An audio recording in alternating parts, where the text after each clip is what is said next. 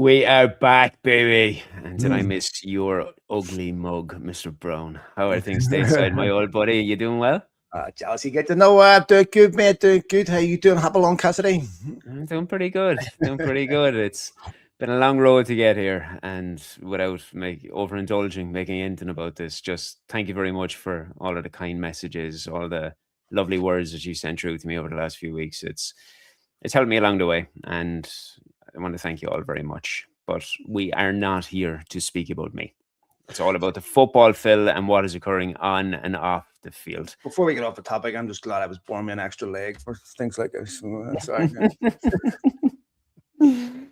Well, that as it may be, my friend, as it may be, I'm going to be back to myself in no time. And the one thing that I did have keep me company the whole time, and there was a period there where I was without my wife for a while too, but was the World Cup. And I can only assume that you saw Spain deliver one of the most comprehensively assured displays against a heavily favoured and what was a visibly lethargic France yesterday evening.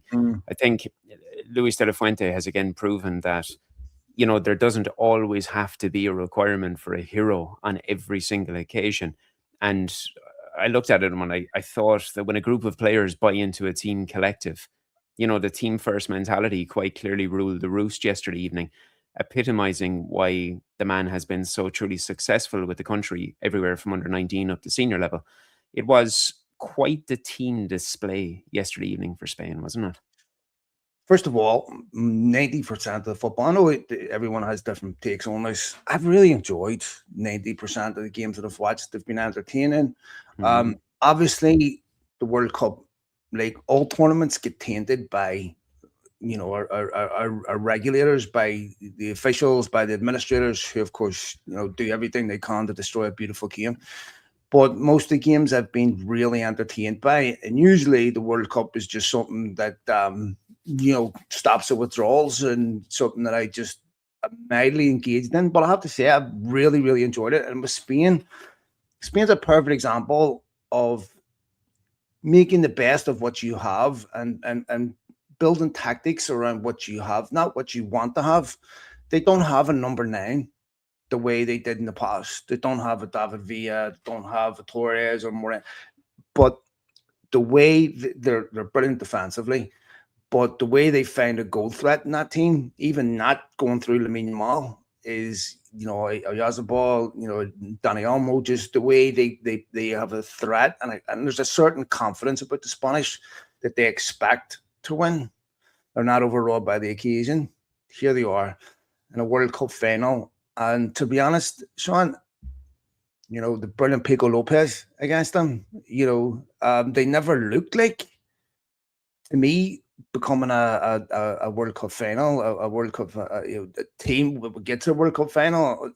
I've expected them to go out. I expected them to go out against France. A bit surprised, but yeah, they're a very dangerous team. The way they play to their strengths with what they have is really interesting. It is. And I think it's all the byproduct of what I was saying with Luis de la Fuente, because he's been there. He's been around all of the setups from 19s to the 20s to the 23s up to the seniors for well over a decade now. So he's probably dealt with an awful lot of these players underage. He most certainly has. And you look at one of the biggest dynamics of what makes them so successful when you can see players like Pedro Porro and Cucurella. But Cucurella was utterly outstanding last night, wasn't he? Yeah. And you look at what Madrid are going to inherit with him. This is a player around the time when, do you remember Sergio Reguilon came to United on loan? Cucurella was the other player that United were weighing up to bring in at that time, and there was widespread abomination of, we cannot bring him in. He's not good enough to play for Manchester United. It just goes to show that when you're a product of your environment and you buy into something as a collective, the benefits, they completely outweigh everything else, because you saw so much across social media last night, especially with Pedro Porro after he scored the goal. A lot of people saying, I knew this fella was pretty good going forward. I wasn't so sure about him defensively, but yet he looked like an absolute unit on either side of the field last night. And it really bodes in when you're looking at the dynamic from international to club level, that if you can get the right environment and you can get everybody singing off the same hymn sheet in the dressing room, anything is possible.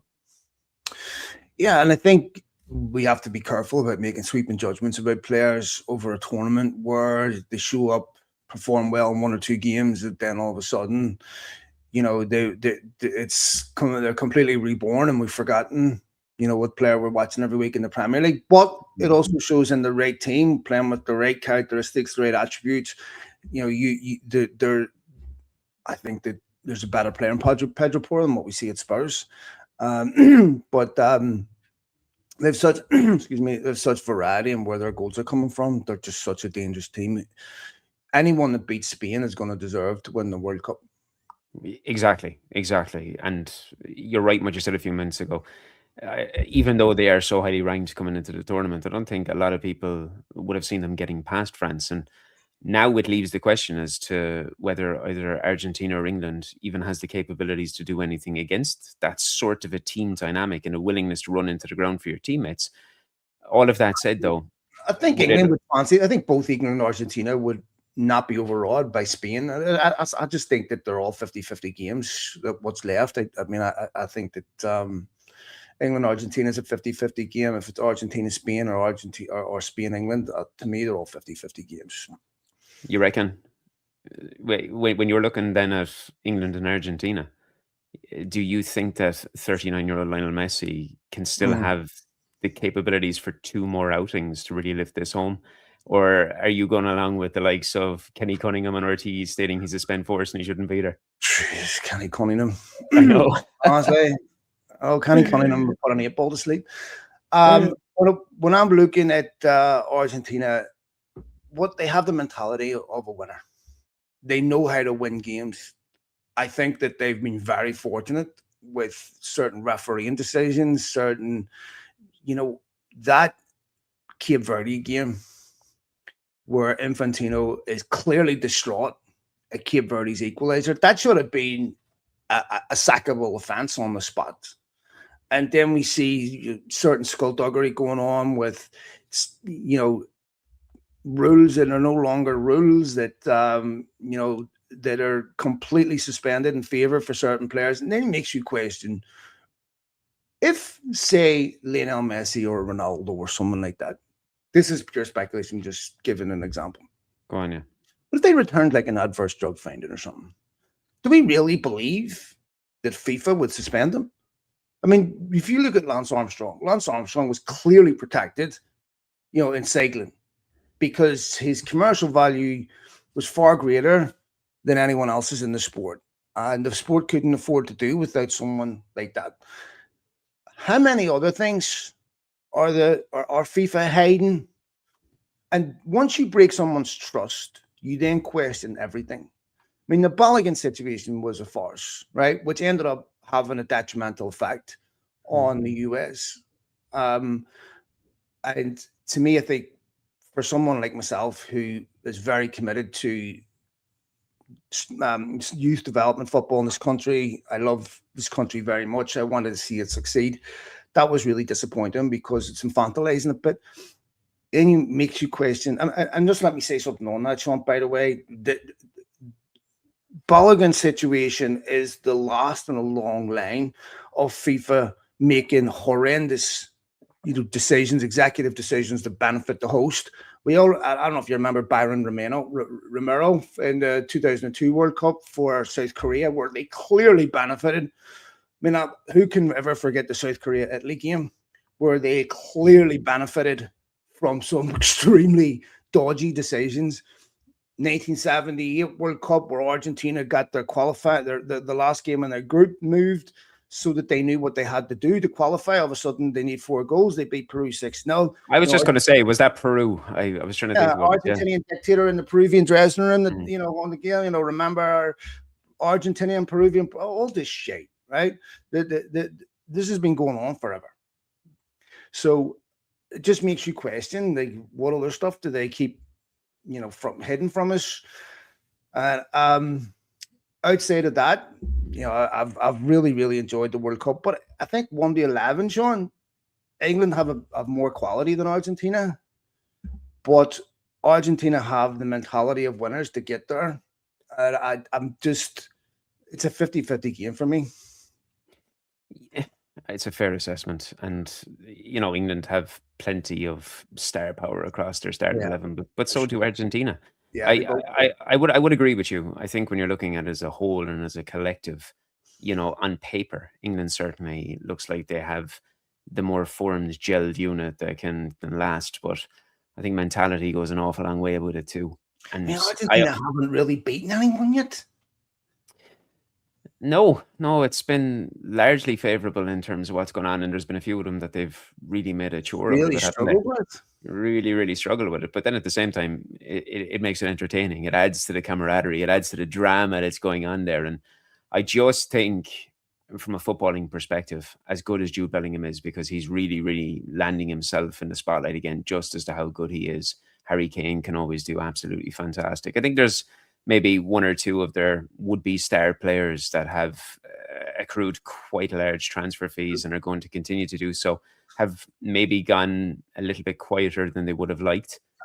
But I Yeah, just think that there is a 39-year-old Lionel Messi that, regardless of what people are saying about favorable decisions and corruption and everything, he has enough magic left in those legs that I think you could end up with this bizarre realization that he comes up against a child that he baited all those years ago in a final. And it really coincides with what you're saying about the country that it's being held in, the country you love. It's so comparable with the likes of LeBron James, isn't it? With the longevity of what we're seeing to mhm. be able to deliver on the biggest stage of all. It's remarkable. At 39 years of age, you're still capable Mm, of playing with this frequency at this level and delivering. I mean, it really is quite sad, in that this is the last World Cup we'll ever see someone like Ronaldo and Messi, mm. um, true icons of the sport that reach levels that probably no one in the history of the sport has reached. I'm old enough to remember the 1990 World Cup, where Yeah. Argentina were shit and they ended up winning it. I mean, almost every game you watched them in, they were really poor. They were not entertaining. It wasn't a great team. And of course, they end up having won it in '86. So they win it back to back. I remember that 1-0 against Brazil when Canija scored. I mean, they were so poor throughout that tournament. But um, yeah, we'll see what happens with it. It's going to be interesting, regardless. There's a whole lot going on there, but I think, as entertaining as it has been, as you stated, the off the field matters in Manchester have been every bit as interesting. And I know, obviously, that's what the vast majority, if not all, of the people are going to be listening to this for, and that comes down to the nature of our rivals that we've Sorry, seen West since. Germany won the final in 1990. I, Argentina. I, I didn't want to correct you. I just had a yeah. Sorry, I have a few lesions on my brain, so you have to give me a mulligan once again. Once in a while. I didn't want to get into it. I've made enough You for clangers when we're speaking should have went myself, in two-footed. But before you get into everything that has occurred at United, I do think it is necessary to touch on something else first, because sometimes in the game, incidents can occur that make the matter of 90 minutes on the field really the sidekick of any particular story. And that was the case during the World Cup of what happened with Manuel Ugarte Mm, and that truly cruel injury while representing Uruguay. Now, thankfully, United confirmed earlier today on Wednesday morning that the midfielder has undergone successful surgery to address that knee ligament issue, and that he's now in the course of rehabilitation with the medical staff. It could take anywhere from 6 to 12 months for that to occur. But when you really consider just how fragile a career is in the game of football, mm. something like that is just about the most atrocious of injury that could occur for an individual who has had so many struggles since he arrived in Manchester in the first place, isn't it? I mean, it wouldn't be a summer if it wasn't where a United midfielder was being injured and out for months. You know, it Yeah, seems it's to true. happen every single summer. Yeah, horrible for the lad. Really, and Uruguay is where he's actually playing regular football. I think for Agarte, he would have preferred to move this summer. I think for him, for his career, I think if he had stayed fit, we'd probably would have seen him go out on loan with an option to buy somewhere in Turkey or something. I think United would have moved him on. So it's tragic for him, because I doubt that. I'm sure he had plans with his family to go to another football club this summer. From a business perspective, which is the least relevant aspect of all of this, United, of course, would have changed how they went about their business. Really disappointing for a lad, and whatever your opinion on him is, it's no one wants to see a footballer get hurt like that. And the least relevant aspect is United selling him and getting money for him. I think it's tragic. Yeah, completely tragic. And, there is always going to be that vitriol online. You get enough of it, I get enough of it. And he's got plenty of it as well. But I think the vast majority of people like ourselves will wish him the very, very best and hope that he has a proper recovery and that he can go on and reclaim some form of the career that he had before moving to the football club. Because, as you said, he is featuring regularly for Uruguay. He's a big part of that team. And he would have had a lot of ambitions, not necessarily just to move away from the club this summer, but also to have a promising tournament that he could remember and get away from the trials and tribulations that he was enduring while he was playing in England. And if he did stay at United, ironically, the first 6 months of the season is where all the games happen, where you would play him. You're going to get the League Cup. You're going to have Champions League group games, a lot of which are against teams where you'd be comfortable playing them. The second half of the season, I hate this term, but business end of the season is when you don't want to risk him. Plus, at that point, they're going to have a very settled midfield that he's going to find it very difficult to break into. And of course, still looking for a third midfielder on top of the two very good midfielders that they've signed. It's such terrible luck for him at the worst time. Yeah, well, look, all we can do at this stage is just wish him all the best and hope it does progress as it will. And I'm sure with the facilities that we have at Carrington now and the medical staff that he'll get the very best attention. But away from that, so much has occurred since we last sat and spoke, even since the weekend. Very likely to mention, thankfully, Mason Greenwood has moved further away east and with a handy sell-on clause, and as well, United will pocket 8 figures, I believe, with that. That can be used towards further advancement and further investments after what has been and gone recently. And I think, you've mentioned the 2 midfielders. We have to begin with Yuri Tielemans because that is just majestic in all of its worth to me. He turned 29 in May, only a day before my own actual birthday. He's the 7th of May, so a lot of people making out that we're signing this guy who's 29, approaching 30 years of age. He has just turned 29 years of age. He signed a 5-year deal at United. People again throwing negative slurs at that, when in reality, you can amortize the cost of the deal, his salary over a 5-year period, which makes it quite easier as well from a financial perspective. I know some will continue to reference how he should have been bought 7 years ago, or even when he left Leicester.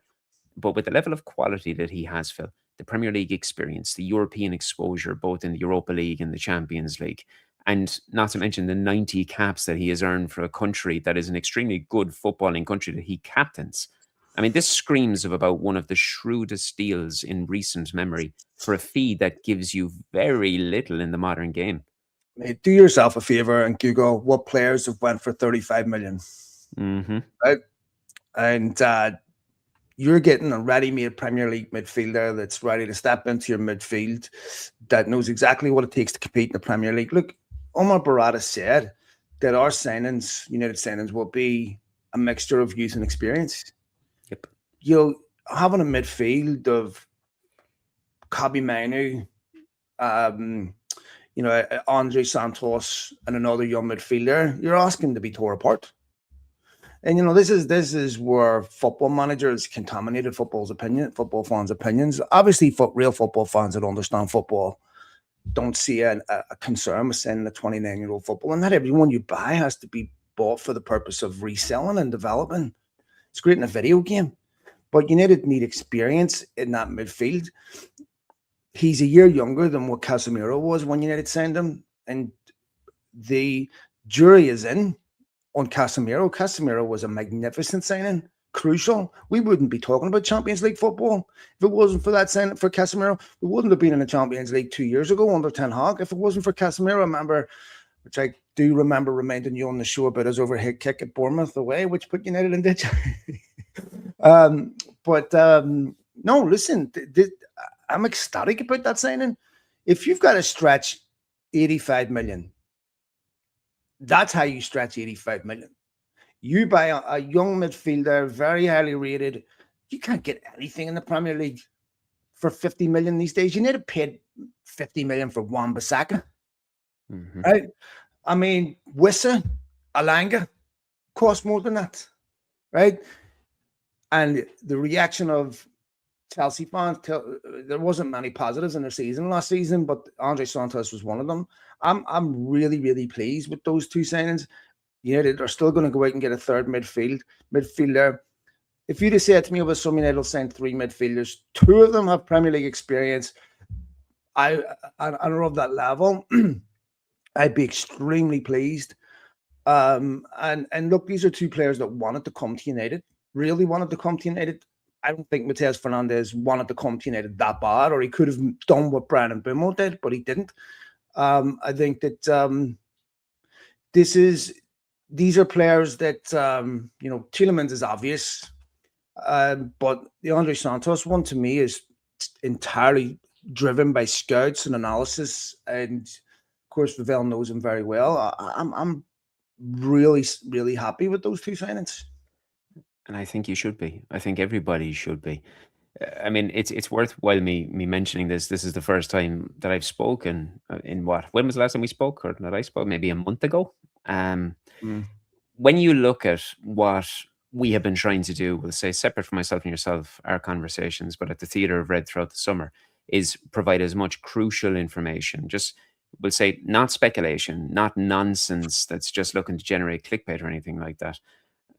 Essentially, when I go to social media or when I publish anything, it's all about the idea of being able to get across authentic information as I receive it, and what I think is going to be pivotal in terms of what we're trying to do in any pursuits. And I stuck very firm for weeks about Matthias Fernandes coming to Manchester United, because the general message that I was receiving on the ground was that he favoured Manchester United over anybody else. He wanted to play at Old Trafford. He wanted to play with Bruno Fernandes.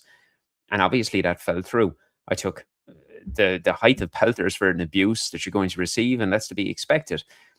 But the general message that I have been receiving for 5, 6, 7 weeks is that there is a confidence within the football club based on the data-driven approach that they have been utilizing for months.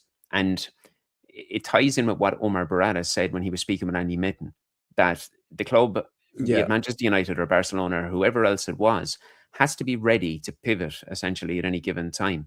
That, there can be anything thrown at you in the middle of a pursuit in a transfer window, and you have to be able to deviate from that particular standard.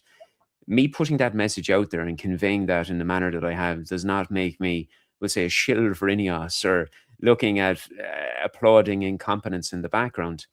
The general message and the rule of thumb is now coming to fruition, that when Manchester United tried to go for Elliot Anderson, when Manchester United tried to go for Matthias Fernandes and it falls through, they have options that are backed by data and months of scouting in the background.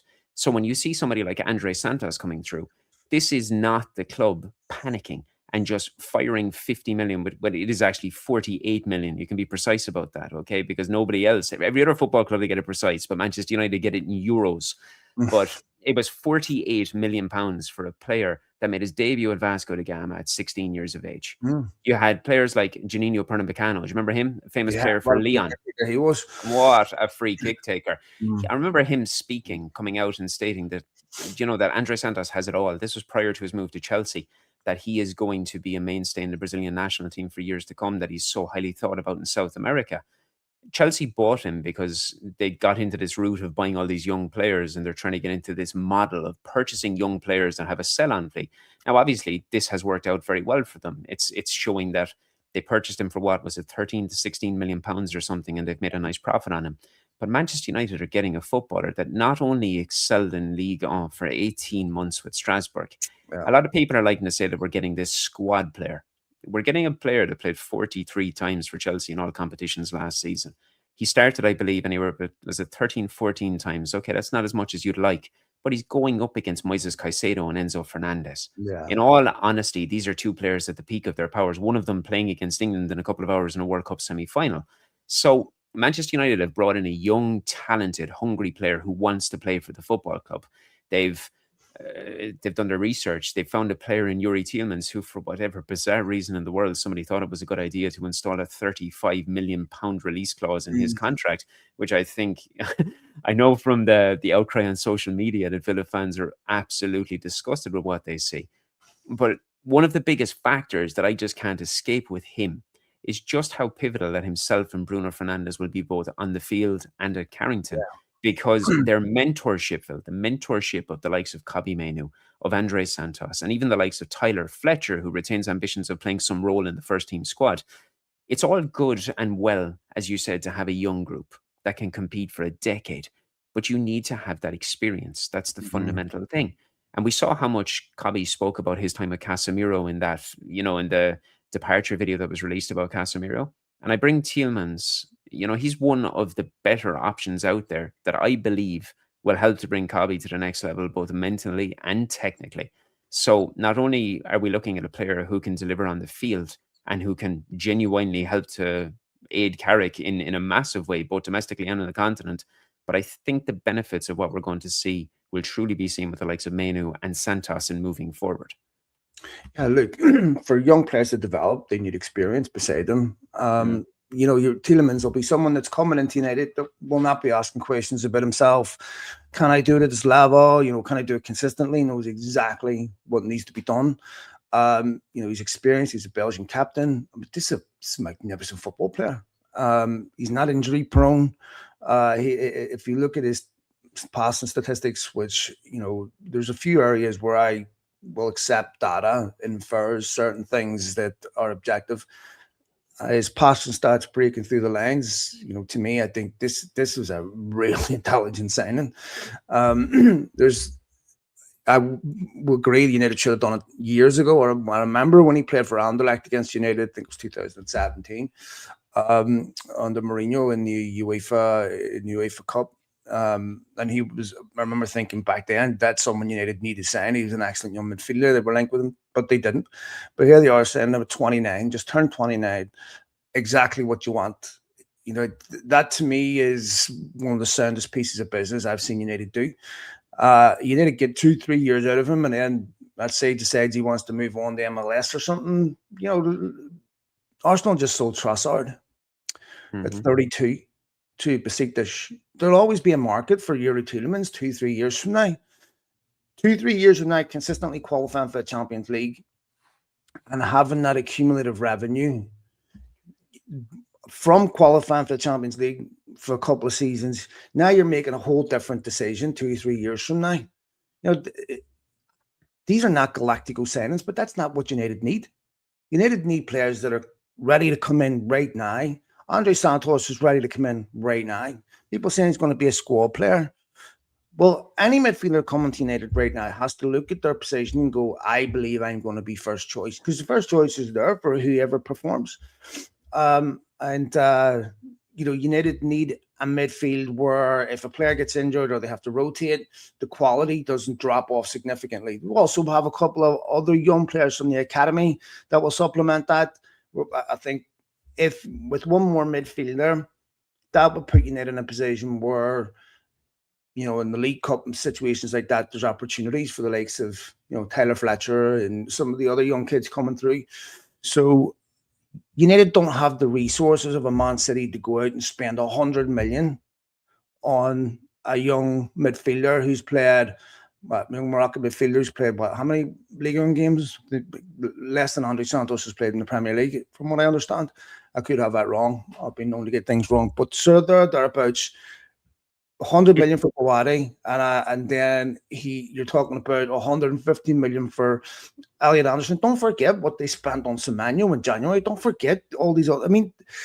Nico Gonzalez, who the amount of players that they bought, Marmouche, all that. It is ridiculous that there's even an expectation that teams should compete with that, because their outlay is so far above and beyond what anyone else is capable of. Maybe a team can do that once in one summer, but City can do it year after year after year. And by the way, Shaun, I don't care who they sign in world football.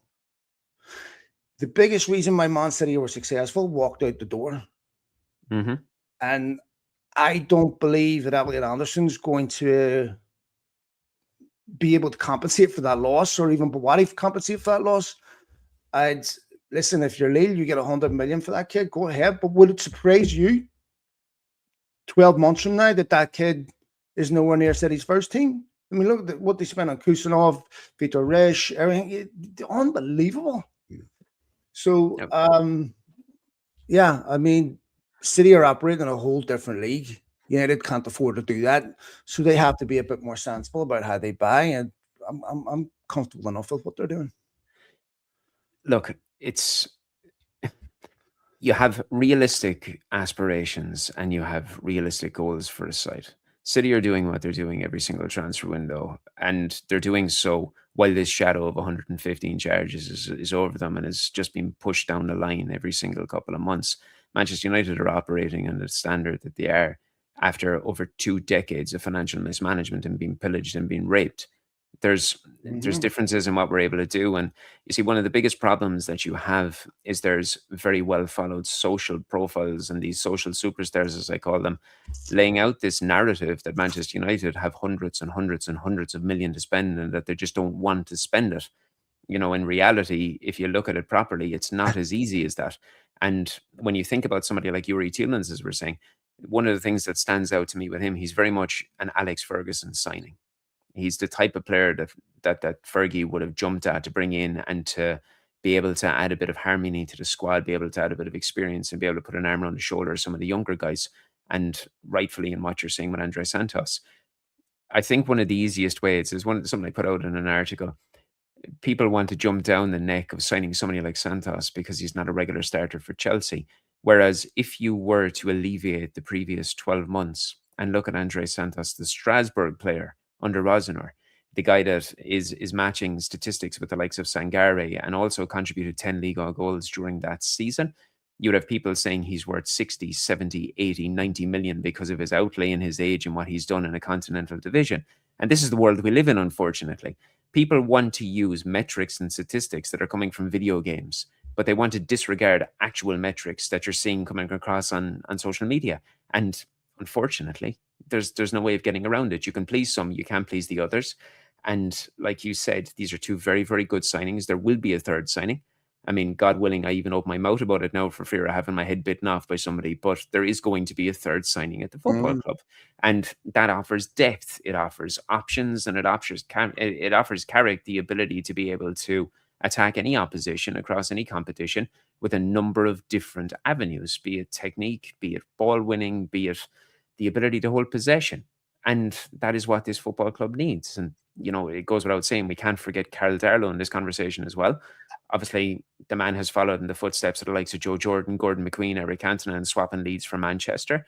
And from what we believe, Alan Smith, Eric Cantona, Alan Smith, and Smith, 100%. 100%. The list goes on. It's what did Gordon McQueen say when he signed? 99% of players want to play for Manchester United. The rest are liars. Absolutely. He's going to come in as playing a supporting act. By the way, one of my highlights of the summer is his daughter followed me. His daughter followed you? Yeah. Oh, really? Just can't resist.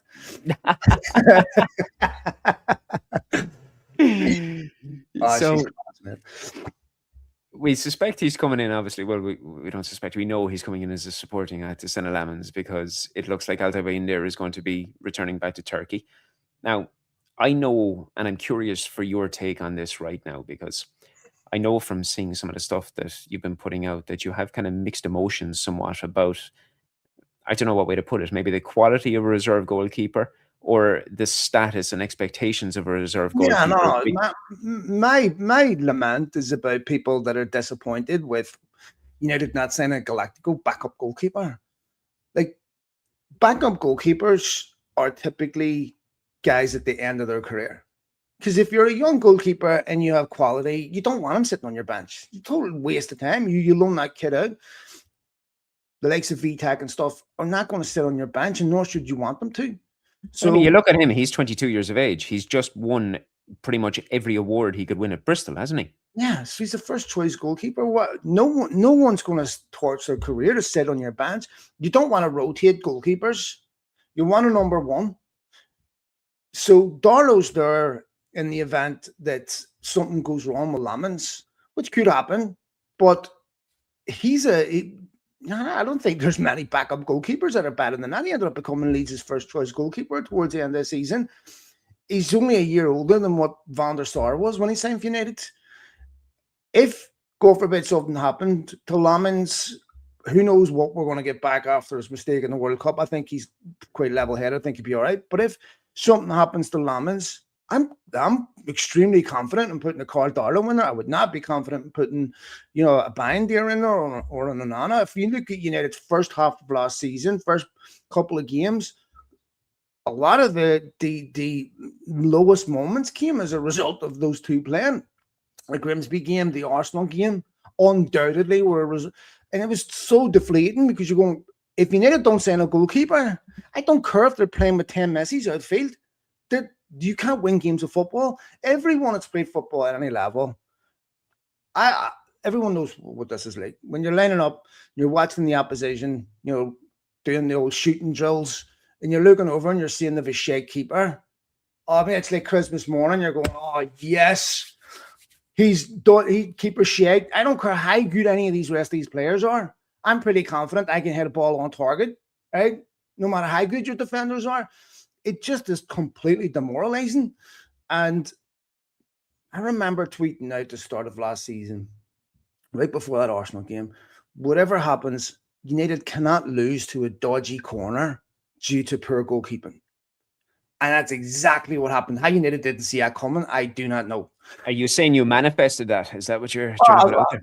Mate, I'm saying that all you had to do was be semi-conscious to know that was a very real potential. It defies belief to me that United started the season without another goalkeeper. But Carl Darlow and Senna Lamens versus Andre Onana and Bindier, Jesus, they're not even in the same hemisphere. No, and you can also even pull back on something that we were speaking about earlier in the podcast. St. Lamens is a young guy. Yeah. He's a young guy. He's very mature, obviously, for his age. That's what comes across constantly, but he's a young guy. Carl Darlow has been there and he has done it. He's a guy who's 35 years of age. As you said, he's in that Van der Sar range, so he still has many years that he can stay at the football club. Henceforward, he signed a 2-year contract with the potential option for a third. But the experience that he has gained along the way from playing with Nottingham Forest, playing with Newcastle, and then moving on to Leeds, it's only really since January of last year that he's finally established himself as a number one goalkeeper. And when you have a guy who has been given the option, because Leeds did offer him the opportunity to stay, they offered him renewed terms. Now, I believe it was a situation where Leeds still wanted to bring in another goalkeeper this summer, so there was no necessarily guarantee that he was going to be a starting keeper, but he had every option to retain the jersey that he picked up toward the latter half of the season. He chose to come to Manchester United, and that's the big thing that we need to speak about, because he wants to be there. He obviously threw a fantastic dig at Leeds by saying it was an opportunity that he couldn't ignore. It was a superb opportunity, and he didn't think twice about it. Media team, by the way, some wonderful snide moving up in the world. I'm like, yeah,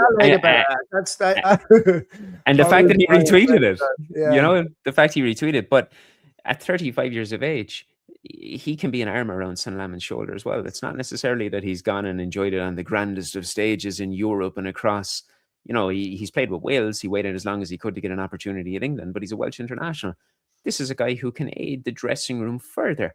So many people speak about Tom Heaton and just how invaluable he is at the football club. And I think that can't be overlooked when you're bringing in a veteran goalkeeper who, as you said, is more than capable to do it in the Premier League, as it was proven last season. Yeah, no, mate, that Carl Darlow is about as good as you're going to get as a backup goalkeeper.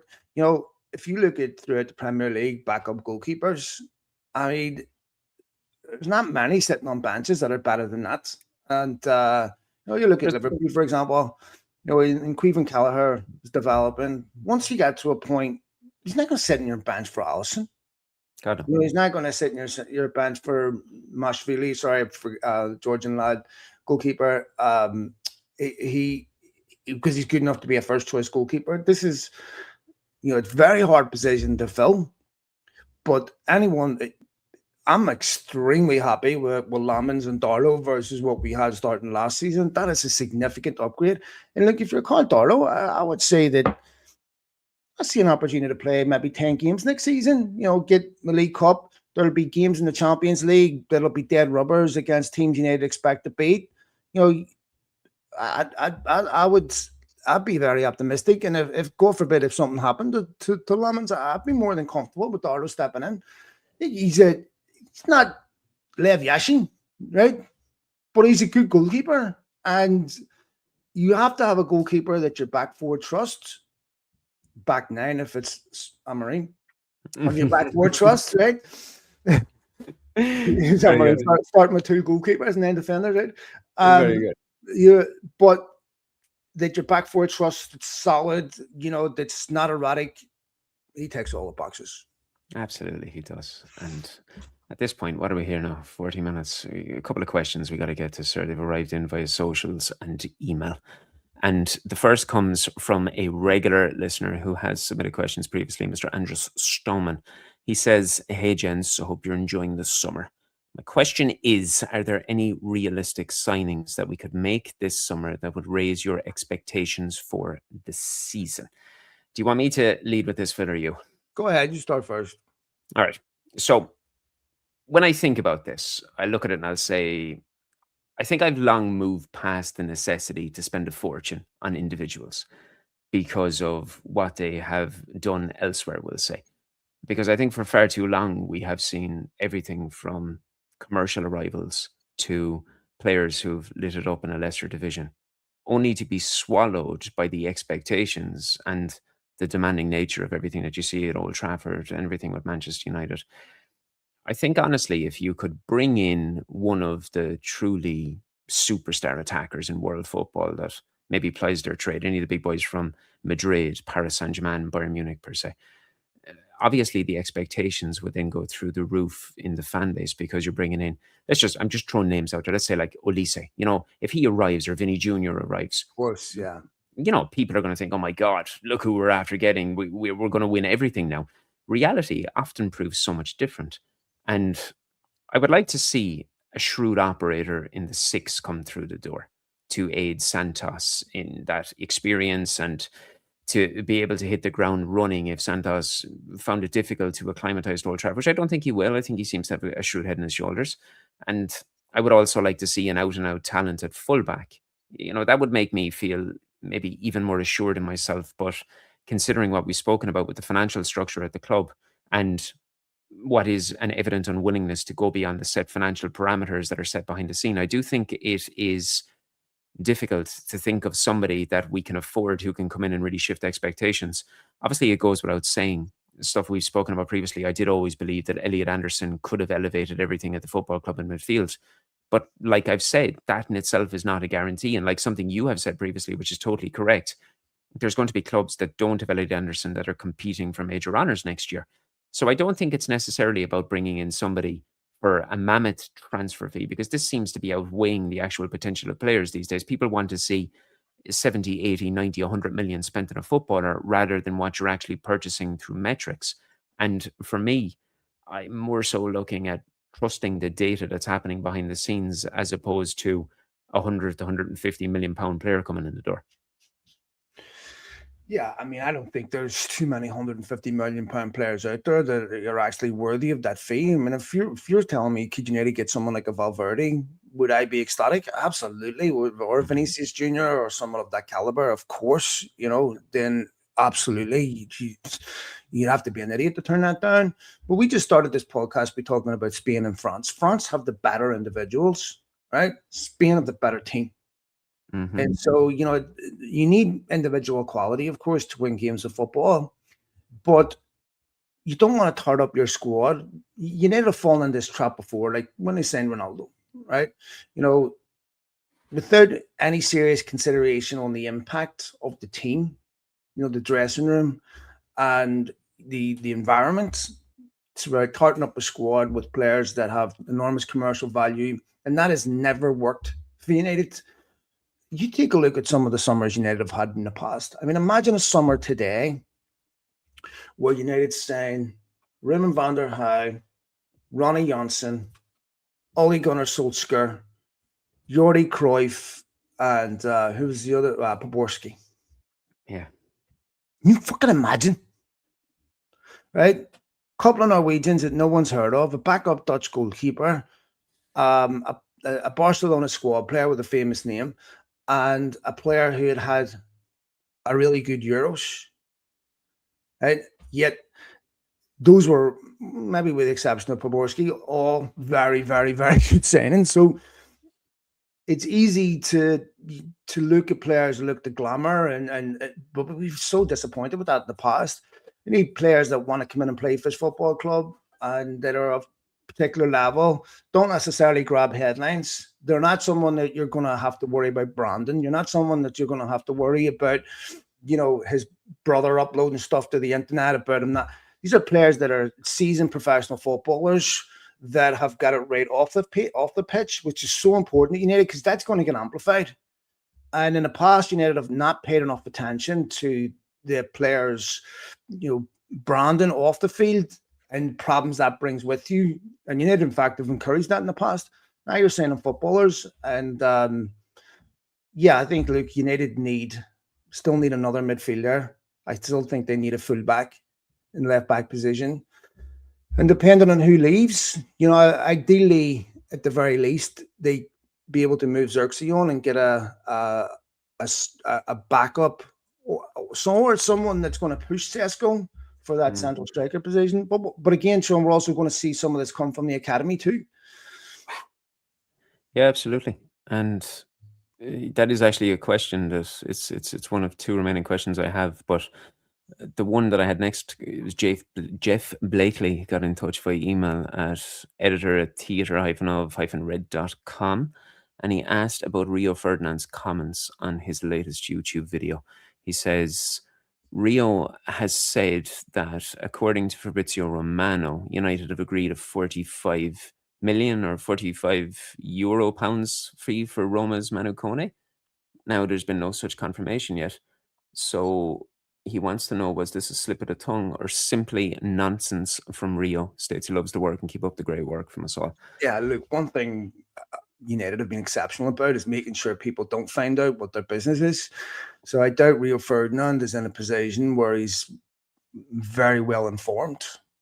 It's a strange one, though, isn't it? That he state that, because when I saw it first, I've seen him do this before. I've seen him do it. I've seen him tweet about even last season. I can't remember the players off the top of my head, but talking about players United are close to signing and end up they were nowhere near it.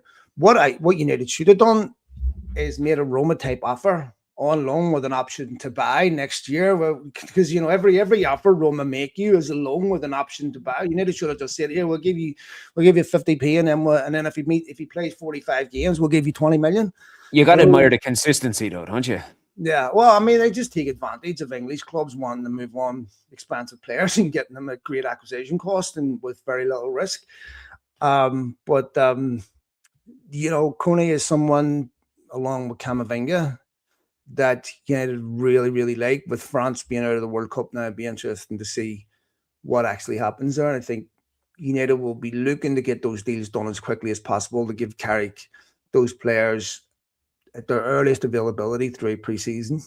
What did you make of Kone's 45-minute showing against Spain yesterday evening? I think it was a difficult situation for any player to enter into, especially against a midfield that was as dominant at that moment in time, wasn't it? I mean, I'll be honest, I was watching it at the gym, so it was on and off. It was on the background. I wasn't paying really watching it that closely, so I would be wrong of me to say. That's very honest. Yeah, I was watching it, but obviously I couldn't even hear it. It was just on in the background. Yeah, I got you. It's interesting what you just said, though, because you mentioned Camavinga.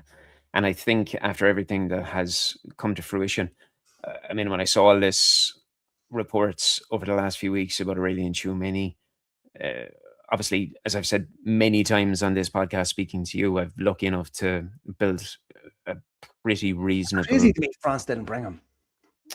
Didn't bring who? They didn't bring Camavinga, right? They didn't bring Camavinga. They brought Tchouameni, yeah. But I think a lot of that came down to the fact that Camavinga has almost been turned from a very good prospect in midfield to a Swiss Army knife. He's been used everywhere from fullback. I believe he went in at centre back at one stage, various different positions across the middle line. And he's such a good player. He's young, he's versatile, he's very technical. And when you look at it in this forum of a six that Manchester United are potentially looking at here, you've got Manu Kone has been linked. You've got Camavinga has been linked. Obviously, because Real Madrid need to make a sale if they want to bring in a form of a reasonable purchase that can appease all of these pre-election promises that were made. And Tchouaméni is obviously the biggest of the lot of them in terms of who they could generate a massive transfer fee from. They could get up to 100, 120 million euros. But Camavinga would get relatively close to that, given the fact that there's two major things here. His age, and he's actually contracted at Real Madrid for a year longer than Tchouaméni is. So I believe he has another 4 years, 5 years. Well, that was prior to any new contractual agreements with Tchouaméni, that has to be said. But if you were placed with the option right now of bringing in a Kone, bringing in a Camavinga, or returning to Brighton for Carlos Baleba, who still wants to come to the football club, and he does retain his admirers in Manchester, would Baleba feature heavily in your thought process here, given what he has previously done in the Premier League prior to an abject showing last season? To me, if United were really that interested in Baleba, they'd have already moved for him. As I think that they could have got him out of Brighton if they really, really wanted him, especially this summer. The fact that United haven't moved for him at all suggests to me that either they're not convinced or they have other priorities. I mean, to me, that's how much of it though would have come, sorry to interrupt you, but how much of it would have come down to getting in two players beforehand and knowing what you're spending on those two players before you then go to Brighton knowing you have X amount in the bank? Yeah, you could look at it that way. To me, that's a type of deal that has huge add-ons rather than a huge upfront fee. I mean, yes, you're going to pay a significant upfront fee, but if Brighton want 100 million for him, that's going to have to come in the form of add-ons if he fulfills his potential. You know, if you look at his season last season, that's not £100 million season. Baleba's body of work is small. That's relevant. You can't turn around and say the season United wanted him, where he played well, you know, he's 100% down to how good of a player he is, but the bad season that he had is not his responsibility. You know, it's a bit concerning to me. Your head gets turned if that's what happened, and then that's the type of performance you put in. Look, there's lots of players that know they're leaving their football club, going to other football clubs and give 200%. To me, that would be a big concern if you're that mentally fragile. I don't want to say fragile, but that to me would be a concern. What Baleba should have done in that situation, in my opinion, is I'm going to give 110% to make sure this move happens next summer. Make sure my valuation holds, because eating bread soon forgotten. As soon as a couple of months, you're no longer a priority, because these are fluid situations. There's constantly targets that are emerging, and United have this problem too, Shaun. How many times have United had to sell players off the back of a bad season and accept a heavily reduced fee? So Brighton have to do the same. Otherwise, because there's no one else knocking Brighton's door offering to pay that type of money for him. Well, there's not offering to pay that type of money, but you see, there's a couple of variables that come into my understanding and my reasoning with the situation with Baleba. For one, I know categorically, and I know this, that he has retained his admirers at the football club. Sure. I know that there is an avenue where Brighton are still, like, they were open to selling then, but they weren't overly keen on it, given how late United came to them in the window. What you're saying is perfectly correct. It is a worrying situation when a player can fall so mentally fragile following what occurred. But I also think there's the possibility that, based on selection and based on how we saw the dynamic of his role change in the team, that all was not necessarily rosy between player and coach. That's not something that Brighton are going to be publicizing, because that dilutes his value even more. But the biggest thing that I find slightly confusing about all this is when United have led so much with a data-orientated approach, they had enough data there to back up going in for him in the first place. So is that data automatically relinquished based on the fact that they haven't necessarily been blown away by what has occurred thereafter? Well, that data has been updated to include, I mean, how many times did he get taken off last season?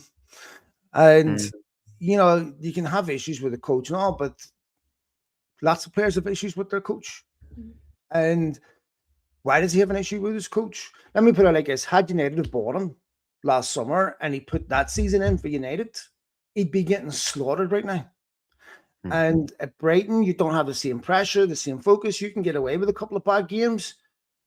Imagine the criticism that lad will be experiencing, especially if you're bought for Elliot Anderson type money or thereabouts, and you're putting in those types of performances. Like, to me, to have that confidence, you have to be absolutely excelling at Brighton. You have to be. This is a player that's so obvious, right? That, of course, Elliot Anderson is obvious, right? Because he was in a worse team. Obviously, their best player. I would have loved Elliot Anderson at United. Don't get me wrong, yeah, but I can understand why that didn't happen. Baleba, there's just too much doubt, and if to me, if Brighton were to offer him to United at a similar price to what Andre Santos went for, then I think you could take that risk. But anything above that, I don't think he's. I don't see in any world where he's worthy of a transfer fee higher than that. Brighton value him at that. That's fine. There must be other teams that are willing to pay that, or else they must be happy with keeping him. Now, the kid could come out this season and play exceptional, but even if he has an exceptional season, and then Brighton want to sell him at the end of next season, they're not going to be able to ask more than what they're currently asking right now. They're not going to be able to ask more than an Elliot Anderson fee. So, to me, I just think there's too much risk here, Shaun. No, I agree with you. And also, there's a risk on Brighton's side to roll the Yeah. dice on that, because it's another year less on his contract. That dilutes their opportunities as well. But we shall see how that plays out. There's one final question from Sharon Summers. It says, hi lads, with pre-season fast approaching and presenting a golden opportunity for some of the young lads to catch the eye, who, if any, do you anticipate standing out this summer? Now, obviously, Wrexham coming up on Saturday goes without saying. It'll be great to get back at the football as well, even if it is just pre-season.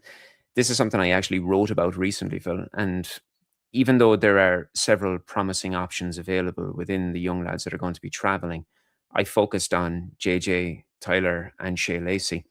I think JJ Gabriel will feature for obvious reasons. The talent and the willingness from the club to express a long-term desire to hand him his first 10 minutes in an attempt to keep him at Old Trafford, but all of the Hawks circling outside with Fletch and with Shea Lacey, I think it's more about an opportunity to state their claim to stay at the football club and to fight in the squad rather than going out on loan. Now, that doesn't negate or forget the likes of Thwaites, Jack Fletcher, Jacob Devaney, but I believe if there are to be any of those lads who can make the grade soon, it would be the pair between Tyler Fletcher and Shea Lacey. How are you feeling about it? Oh, yeah. I mean, young Fletcher's come back from a World Cup with Scotland. This is the next level. Now he has to establish himself as a Premier League footballer and being someone that maybe plays 25 games this next season. Not saying from the start, I'm talking about from the bench and start. Ten Hag would say this every summer. They want to see one or two players emerge and compete for a first team place. This is a perfect summer if you're a young player. We've seen JJ Gabriel uploading videos, his father anyway. All these young players have to be looking at the summer as an opportunity. New coach, new manager. Players will be rested because of the World Cup. Wrexham is a fixture where it's a perfect litmus test for a lot of young players because they're going to be physical. They're going to be very, very good. Championship players they almost went up. They're spending $7 million on an Argentinian defender from Fiorentina, which is just mad to me. This is a really, really good level of opposition. United aren't traveling all over the world, and this is a tremendous opportunity for the likes of Shea Lacey, we know Ajayi, a couple of others, young players, or if you're a centre back, maybe Kakonki or something, looking at that going, we're a bit thin on centre backs going forward this season. If you look at United centre backs, Licha Martinez, Euro, Maguire, De Ligt is out, Aiden Heaven. Am I forgetting anyone? Defenders, you've got Euro, Hedden, Maguire, Licha. De Ligt, obviously. We'll see what happens there. Yeah. 4 centre backs over a 60-something game season. There's a tremendous opportunity there if you're a young defender to force your way into that team. So I think obviously they'll play people like Luke Shaw, Mazraoui. And I was just going to say it, but yeah. So look, I'm eager to see how these young players, how they impose themselves, how they take the initiative, and I hope that we have a couple of players from the academy emerge. It's a good academy team. They've had tremendous success at that level, and this is an amazing opportunity for these young kids to emerge and to solidify themselves. I mean, they still have transfer business to do. If I'm a young player, if I'm Shea Lacey, I'm saying I don't want you to sign a left-sided player. No, I'm a wide player. I want to take that out. He should be he's 19th. Some of the time is now. JJ Gabriel's not 16th to October, but yeah, I would imagine United will give him game time through preseason, but he should only get game time if he's ready. So not to keep him at the club. I don't believe United should be saying just to keep you here, I'm going to give you a first team spot. No, you earn the right to play in the first team, and we'll play you. This is one of the biggest football clubs in the world. Hand them these players opportunities they didn't earn, I don't think helps them. To be fair, I think, with his father being a former professional footballer, they understand. Now, if United are blocking his way and he's earning the opportunities, then leave. Fine, I understand that. But first, you have to earn it, son. And it'll be interesting to see. I think, the obvious candidates. I think there's some tremendous opportunities there for some of our talented young players who are on the fringes. Some of them will go out on loan, which I'm eager to see how they do. But I think that's one of the most intriguing, attractive things about preseason is seeing which young players are going to emerge.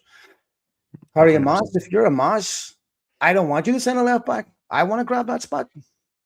Yeah, Harry Amash, Travis Collier, the list goes on, and I don't think Collier at the level you need to sell Collier. I just don't think he's never going to be a midfielder. I've never felt that even under Ten Hag when they kept him. I felt, at 21, if you're not playing regular football 21, you're not going to make it. Yeah, I get it. But then this falls into the byproduct of how an efficient academy works, that if an individual is brought through to that level, deemed not good enough, that there is a sell-on value and there's something that you can actually make out of it. And let's hope that they do that. And let's hope he can establish a career for himself, because he's a lovely guy and he seems to be a very good professional. Yeah. So long may it continue. And I think that is probably a pretty good place to leave it for the first episode of what's going to be a long season that comes there. Great to be back chatting with you today, connecting with you all again, ladies and gentlemen. And as always, keep the questions coming through to our socials and the emails through to editor@theatre-of-red.com. We will do our best to get back to them all. And we'll be back to you next week to catch up on whatever rears its head. Yes, folks, thanks for listening, download and subscribe and all that. We'll be back after the Wrexham game. But it's going to go watch this England-Argentina game. All the best, Shaun. Take it easy, mate. Take care. Cheers, bye.